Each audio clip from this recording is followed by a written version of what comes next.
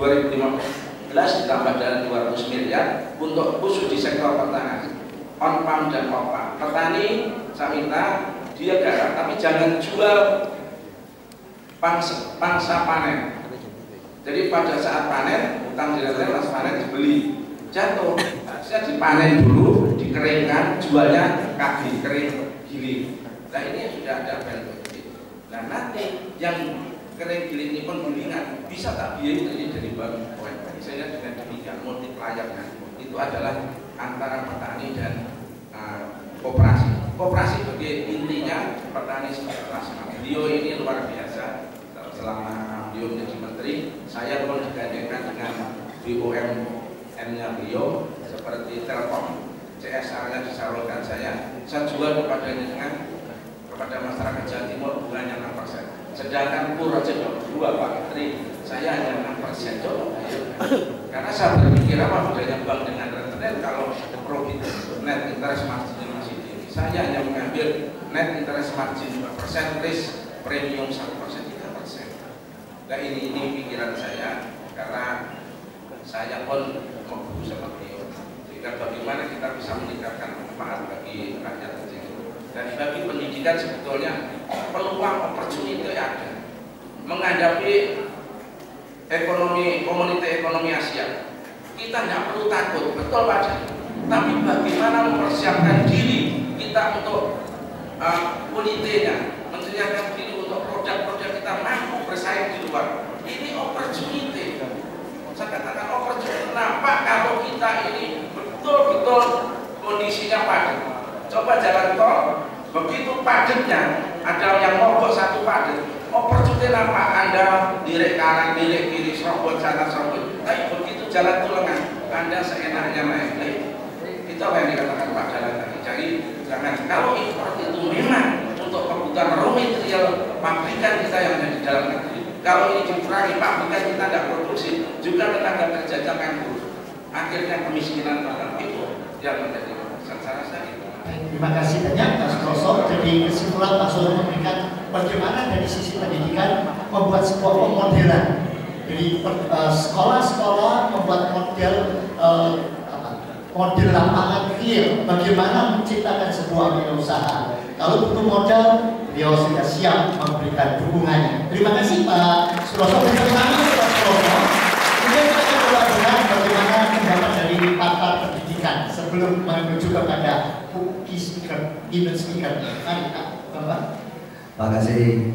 Saudara sekalian, kalau dikaitkan dengan masalah pendidikan, ya kita revitalisasi UMKM dari kacamata pendidikan itu memang sementara ini sudah berjalan dengan ya sedikit tersendat. Ada banyak hal fenomena-fenomena yang barangkali bisa kita lihat. Mestinya tadi sudah saya sampaikan, saya ungkapkan, sekolah-sekolah khususnya di SMK itu memang penerapan teaching factory-nya dilibatkanlah siswa itu di dalam kaitannya dengan produksi, manajemen usaha secara real. So masalahnya begini, ya sekarang alatnya pakai apa? Alatnya adalah pakai yang di SMK punya. Namun demikian, ini adalah BUMN, barang milik negara. Pemanfaatannya harus jelas. Kalau kayak begitu, lakukan sewa di sana. Nah dengan begitu maka memproduksinya itu pun juga menggunakan satu mekanisme SOP yang jelas. Nah kayak begini maka produksi bisa dilakukan. Akhirnya sekolah-sekolah itu siswanya terbiasa bagaimana cara memproduksi barang yang bagus dan bagaimana cara memanagenya, memasarnya, bagaimana cara menuangkannya dalam satu catatan-catatan yang bisa akuntabel. Nah disinilah kalau ini dilakukan selepas dia keluar dari SMK, maka bisa dia lakukan sendiri di luaran dengan baik. Pertanyaannya, apa itu harus hanya SMK saja? Tidak. SMA pun juga bisa digulirkan dengan cara-cara semacam ini. Yang penting kita guru-gurunya mau atau tidak melakukan hal semacam ini dalam rangka membekali anak didiknya. Karena kita punya tanggung jawab di dunia, barangkali guru bebas-bebas saja gitu ya. Wah itu gak ada urusan kayak gitu, waktunya tersisa gitu. Tapi nanti kalau di akhirat kita dipertanyakan, dikasih sertifikasi guru kayak digunakan untuk apa? Digunakan untuk meningkatkan kualitas pembelajaran atau tidak? Tapi itu juga bukan guru saja, dosen juga sama begitu. Oleh karena itu hal kayak begini kalau dilakukan dengan pendekatan moral, insya Allah akan bagus. Kedua, kaitannya dengan perguruan tinggi. Perguruan tinggi kita itu mempunyai sebenarnya punya kesempatan untuk melakukan berbagai hal yang terkait dengan revitalisasi UKM. Punya sumber daya manusia yang cukup kualitasnya. Yang kedua, juga mempunyai dharma pengabdian pada masyarakat yang mestinya harus diberikan satu warna tersendiri dalam kaitannya revitalisasi UKM. Misalnya saja dengan daerah binaan, yang saat ini daerah binaan itu hanya untuk daerah di mana kerjasama bikin MOU, tetapi belum menyentuh secara detail bagaimana UMKM-nya dikembangkan sebagai satu binaan dari perguruan tinggi dengan konsekuensi yang lain. Misalnya saja kaitannya dengan masalah-masalah produk, bagaimana perguruan tinggi sudah mengalokasikan sumber daya manusianya untuk bisa ditransformasikan ke sana, ilmu-ilmu yang terkait dengan itu. Nah, contoh praktis saja, ada KKN. Sementara KKN itu ya dilakukan dengan cara-cara yang kayak kita sudah paham, menangani sesuatu hal yang kurang produktif. Kenapa sekarang tidak diarahkan? KKN adalah KKN yang kaitannya dengan KKN tematik, KKN alternatif. Goalnya adalah bagaimana UKM yang di sana didampingi dengan pola pendampingan. Misalnya pertama mapping dulu, setelah di mapping tahu kelemahannya apa, potensi-potensi unggulan lokalnya apa, bagaimana kemudian dari mapping itu dibicarakan ke UMKM melalui FGD. Oh, masalah itu apa sih? Ini. Oh, baik, kalau itu kita bikin program sama-sama, program ini bareng-bareng. Kemudian dari program itu dikatakan ini pertama, prioritas pertama ini, kedua ini, ketiga ini. Lakukan satu program-program pendampingan secara terstruktur dengan bagus. Lakukan pendekatan dengan pihak eksternal, pihak perbankan, ya, pihak perusahaan-perusahaan BUMN. Dalam hal ini CSR-nya itu ada dana yang luar biasa yang dimanfaatkan untuk itu. Nah, di sana itu bahkan satu model-model. Setelah itu proses pendampingan terjadwal dengan bagus, dilakukan evaluasi, monitoring. Dan evaluasi, dibikin laporan-laporan berkesinambungan, dan akhirnya hasilnya dimasukkan dalam web di-upload sehingga seluruh dunia akan paham UMKM itu mempunyai produk yang sangat-sangat menggiurkan karena dia punya potensi lokal yang diberdayakan. Inilah yang menjadi satu program Jawa Timur supaya memunculkan wirausaha baru yang berbasis potensi lokal. Orientasinya ada, sekali lagi muaranya adalah seperti disampaikan Pak Dalan tadi, ekspor. Kalau itu yang terjadi, olahnya itu jelas.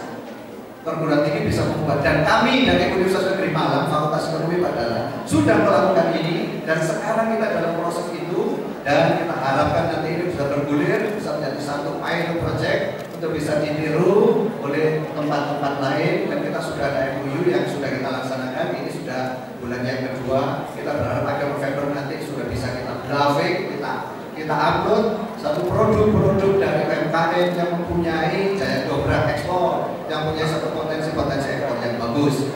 Baik, itu berikutnya adalah praktek kewirausahaan yang dilakukan di dalam kampus. Ini pun juga menggunakan satu pola-pola. Dengan demikian maka pola-pola yang itu saya kira tidak terlalu sulit dibuat. Intinya coba dilingkan dengan dunia usaha dengan industri. Di sana bagaimana antara kita dengan pada sharing, coba digandeng gitu ya UMKM. Dengan begitu maka perguruan tinggi UMKM dengan dibantu oleh Dudi dan oleh pihak-pihak lain yang terkait dari lembaga keuangannya, lembaga pendidikannya, maka jadilah satu pola yang sangat menarik, dan ujung-ujungnya adalah nanti UMKM berdaya, dan ujung-ujungnya nanti adalah ekspor yang bisa meningkat, dan itu nanti bisa menjawab tantangan zaman mana kita harus optimalkan. Tidak lagi kita dalam kondisi defisit seperti sekarang, pengaruhnya currency akan juga cukup bagus, inflasinya bisa terkendali, dan income pendapatan masyarakat akan juga berkembang per kapitanya. Dengan begitu maka tenaga kerja banyak yang terserap, dan juga berikut maka kesejahteraan bangsa yang kita cintai ini adalah menunggu waktu sejarah dengan adanya bonus demografi yang tadi sudah saya terangkan. Terima kasih. Terima kasih banyak.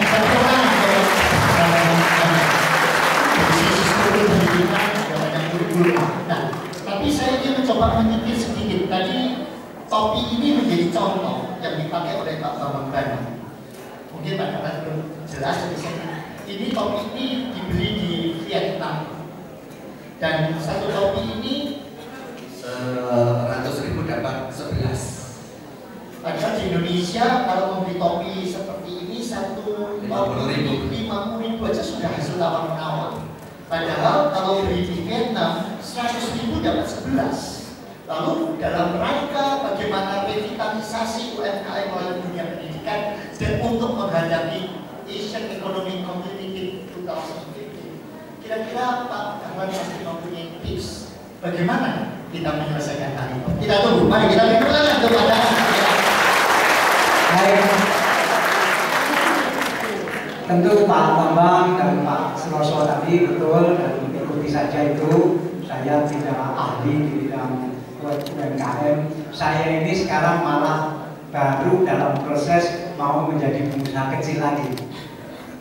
Karena begitu tidak jadi menteri, saya tidak mungkin kembali ke Jawa Pos, karena di Jawa Pos sudah di tangan anak-anak yang muda yang majunya luar biasa.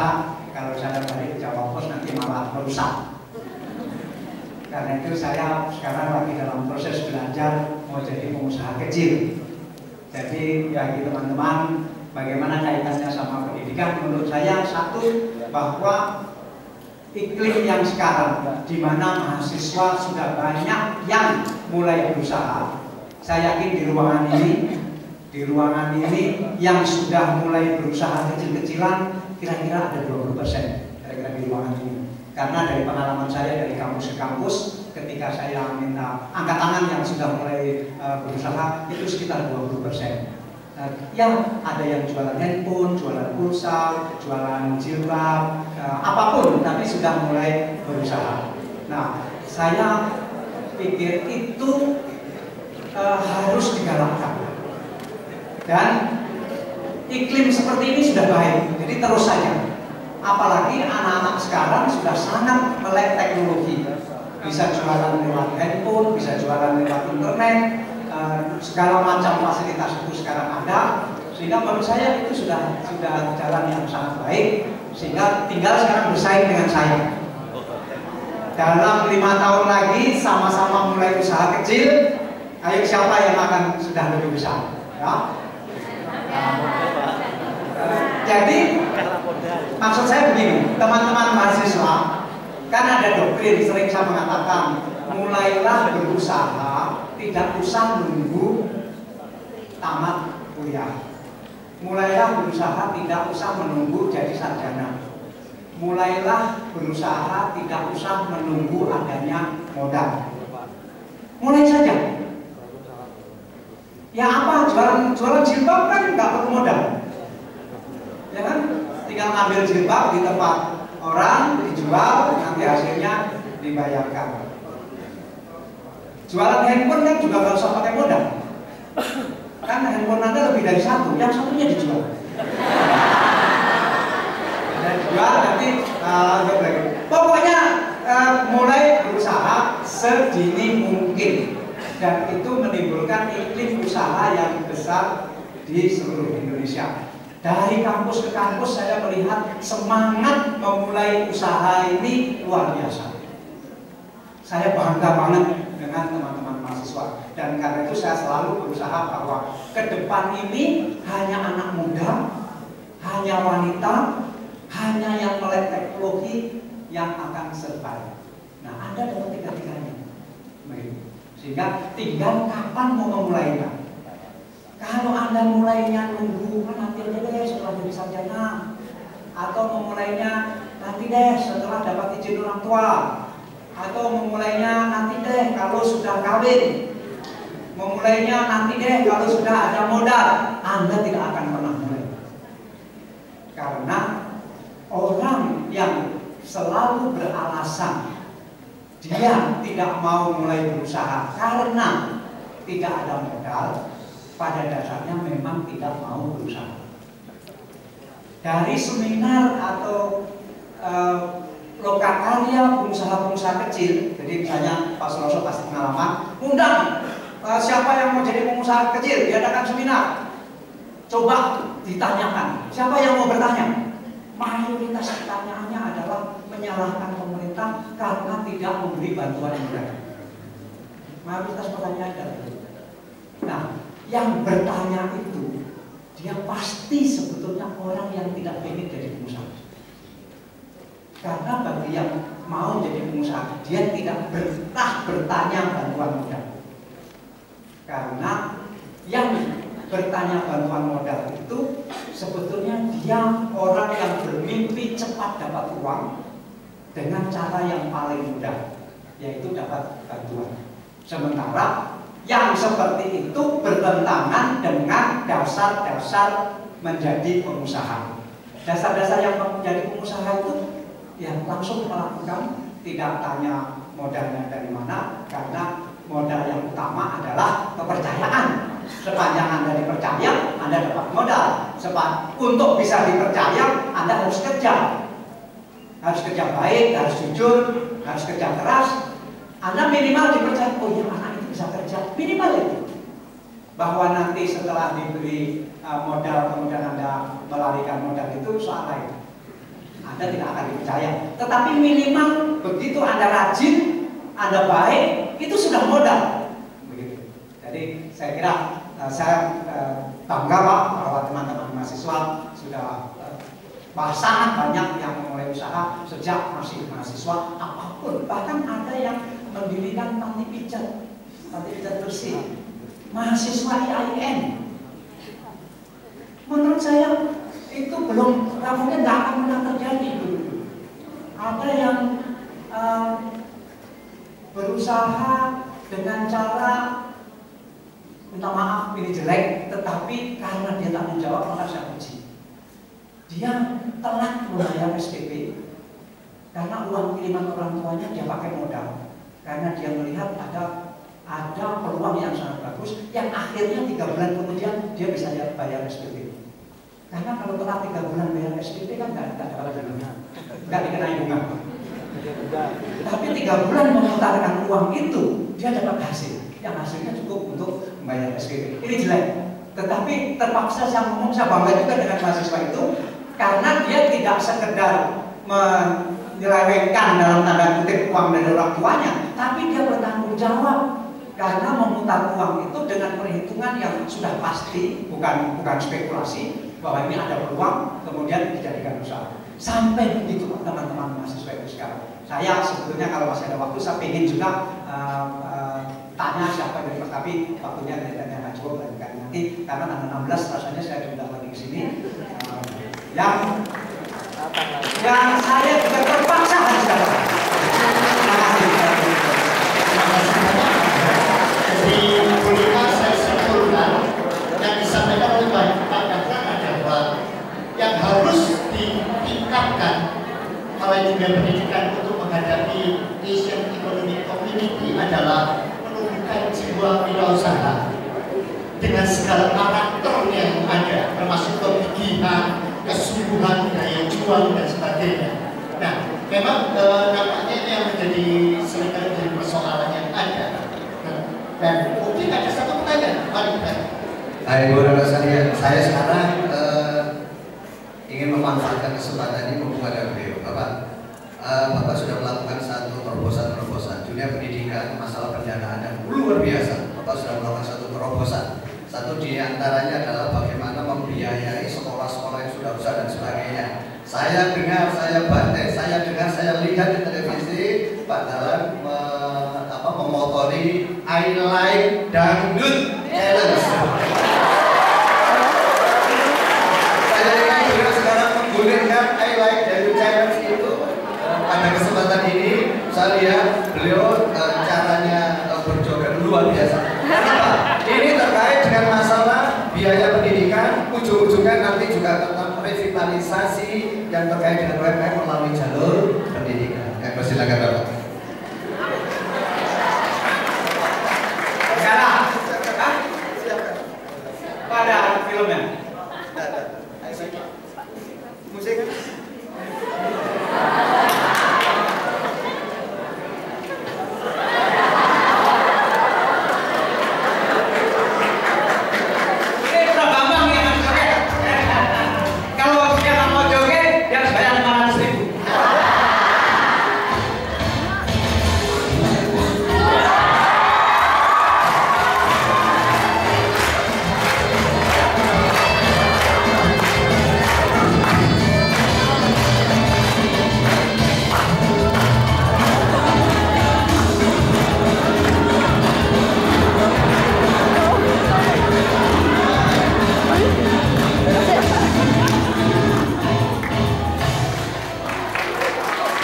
Pertanyaannya, Bapak yang melatari Bapak melakukan itu apa?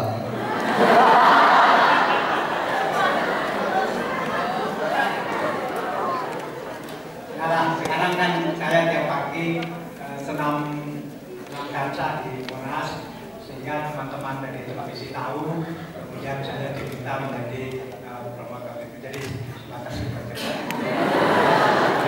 Baik, terima kasih. Itu tidak penting, semua itu tidak penting. Itu hanya pekerjaan utama.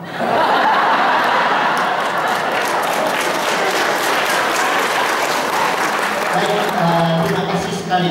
Di sini sebetulnya dari kelompok Dahpanis yang memang luar biasa di Malang menyediakan ada 2 survei yang akan dibagikan kepada semua saudara yang mungkin bisa memberikan pertanyaan atau komentar atau apa dari pembicaraan kita pada pagi hari, dan yang dipilih oleh Pak Dahlan satu terbaik akan mendapat 1 masing-masing 1. Ada 2 kesempatan. Yang pertama adalah kentut model ekonomi, dan yang kedua adalah akal sehat dan catatan seorang murid. Tapi ada 2 buku yang akan diberikan. Tidak mau? Oh mau? Baik, ada siapa yang mau memberikan komentar dan memberi pertanyaan terbaiknya? Baik, saya pikir ada 1 laki 1 perempuan, laki 1 di sana, perempuan di sana 1. Ya silakan. Boleh. Mungkin tolong mic-nya bisa diberikan. Kena kayu. Baik kok bapak nggak nambah data. Fleksibel juga sih.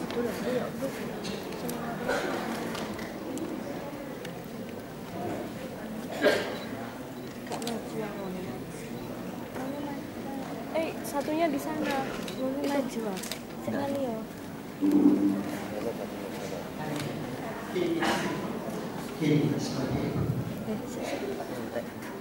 Baik, mohon silakan sebutkan nama dan jurusan, angkatan, kemudian sampaikan apa yang mau disampaikan.